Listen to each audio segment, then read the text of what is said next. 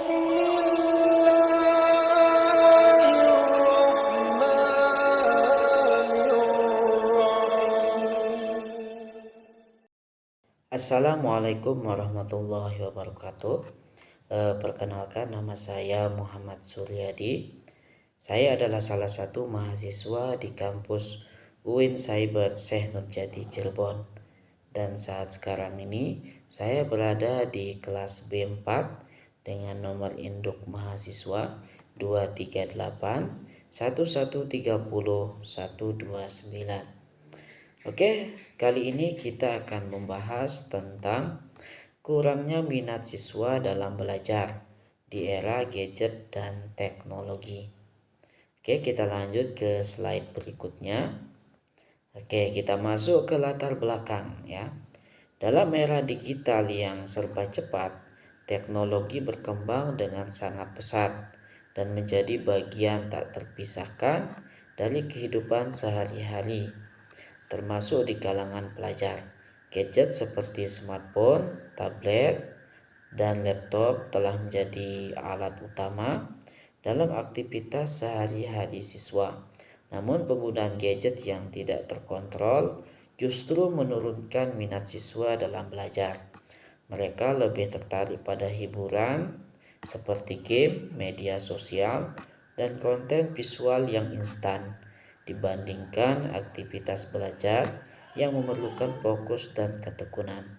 Jadi itu latar belakangnya ya. Nah, sekarang kita lanjut ke slide berikutnya. Oke, di sini permasalahan ya. Permasalahannya, minat belajar siswa semakin menurun akibat ketergantungan terhadap gadget ya. Konsentrasi dalam belajar terganggu. Banyak siswa lebih memilih bermain game atau menonton video daripada membaca buku pelajaran. Hal ini menyebabkan menurunnya hasil belajar dan rendahnya partisipasi dalam proses pembelajaran di kelas. Jadi ini permasalahan yang timbul ya. Oke, kita lanjut ke slide berikutnya. Apa sih penyebabnya? Nah, penyebabnya adalah yang pertama di sini kurangnya pengawasan dari orang tua terhadap penggunaan gadget ya. Memang kalau kita perhatikan akhir-akhir ini memang kebanyakan orang tua itu ya kurang mengawasi anak-anaknya di dalam penggunaan gadget ya. Oke, yang kedua, pembelajaran yang monoton dan kurang menarik ya.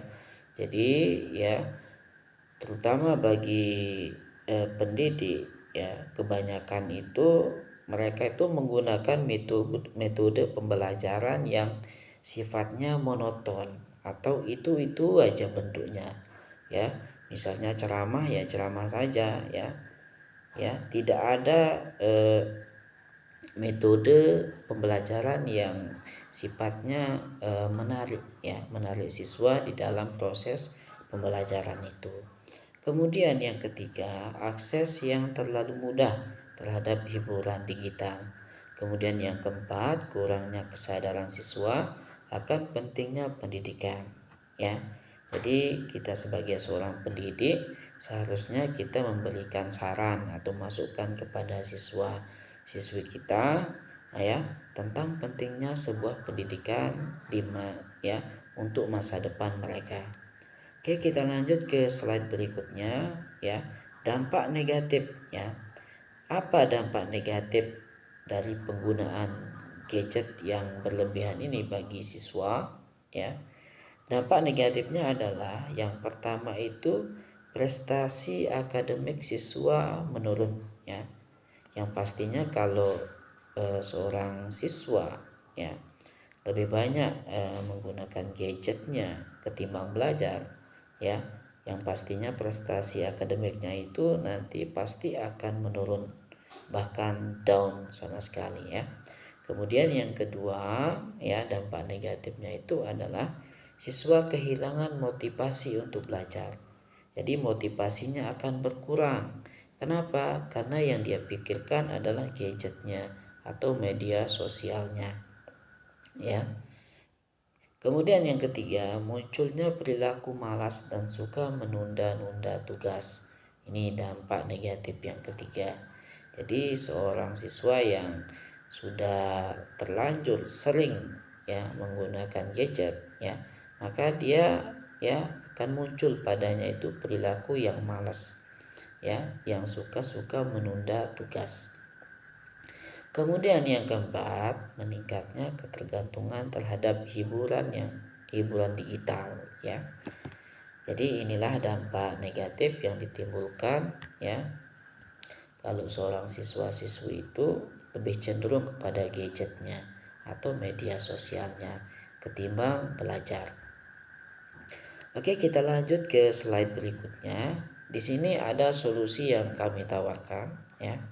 Solusi yang bisa kami tawarkan di sini ada 4 juga. Yang pertama itu adalah membatasi ya waktu penggunaan gadget untuk hiburan ya. Jadi gadget itu boleh kita gunakan, tapi harus dibatasi. Sebagai orang tua ataupun pendidik, kita itu harus bisa membatasi siswa atau anak-anak kita ya di dalam penggunaan gadget ya. Kemudian yang kedua, mengembangkan metode pembelajaran yang interaktif dan menyenangkan. Jadi seorang guru itu jangan menggunakan metode pembelajaran yang itu-itu saja atau monoton ya.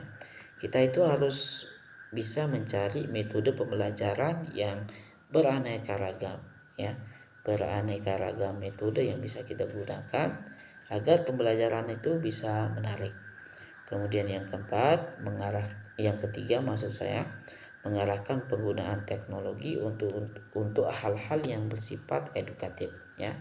Boleh kita berikan anak itu teknologi ya atau gadget ya, tapi kita lebih mengarahkan mereka kepada tontonan yang sifatnya edukatif ya. Kemudian yang keempat itu adalah menumbuhkan kesadaran siswa agar pentingnya belajar untuk masa depan mereka. Jadi kita itu harus bisa memberikan motivasi juga kepada siswa-siswi kita agar senantiasa ya lebih semangat di dalam belajar ya. Lebih semangat di dalam belajar untuk masa depan mereka juga nantinya. Oke, kita lanjut ke slide berikutnya ya. Ini sebagai penutup atau kesimpulan ya. Oke, penutupnya adalah perkembangan teknologi adalah keniscayaan ya. Ini hal yang lumrah memang tidak bisa kita pungkiri. Namun harus disikapi dengan bijak. Gadget seharusnya menjadi alat bantu belajar, bukan pengalih perhatian. Oleh karena itu, penting bagi seluruh pihak ya untuk menciptakan ekosistem belajar yang sehat ya, seimbang dan menyenangkan agar siswa itu dapat tumbuh menjadi generasi yang cerdas dan berdaya saing di era digital saat ini. Oke, itu saja yang perlu saya sampaikan. Terima kasih atas perhatiannya. Mohon maaf kalau ada kekurangannya. Sekian saya ucapkan. Assalamualaikum warahmatullahi wabarakatuh.